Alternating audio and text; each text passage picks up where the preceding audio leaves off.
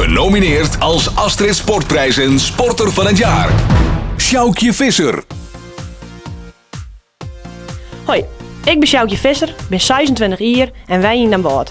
Ik keert al mijn hele leven lang, maar sinds 10 jaar op het hoogste niveau. Ik keert momenteel bij Puur Passie. Dat is een groep enthousiaste mensen die het keert een warm hart te dragen. Ik heb al heel veel verschillende prijzen won. Dat ben de Jong Fam, het NK, de Hart Meijers en de PC.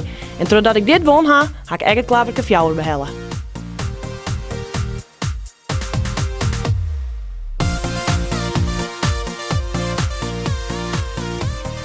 Vanaf jongs af aan ben ik al met keertsen begonnen. En ik vind het zo'n machtig speeltje. En ik ken zo enorm genieten van een bobbeslag. En ik ga ook griezelijke winnaarsmentaliteit. Ik ken slecht om mijn verlies, dus ik wil altijd winnen. En ik denk dat het heel belangrijk is.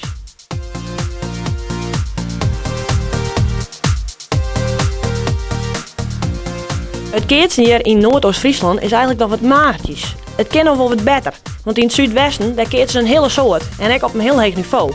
En ik weet wel, het is een heel eind rieden altijd. Je moet er altijd een hele soort voor gaan en dat ga ik ook. Ik ga er altijd een prutte energie in steken, een prutte tiert.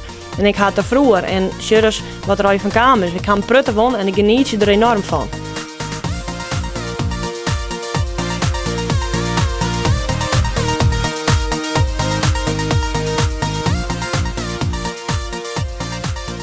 Eigenlijk kijk ik me net vergelijkje met mijn orenconcurrenten, maar ik moet zeggen, ik heb een enorme vechtersmentaliteit. Ik wil altijd winnen. Ik ken helemaal net om mijn verlies, dus ik ben een enorme vechter. Ik wil altijd winnen en ik denk dat me dat echt wel bijzonder maakt.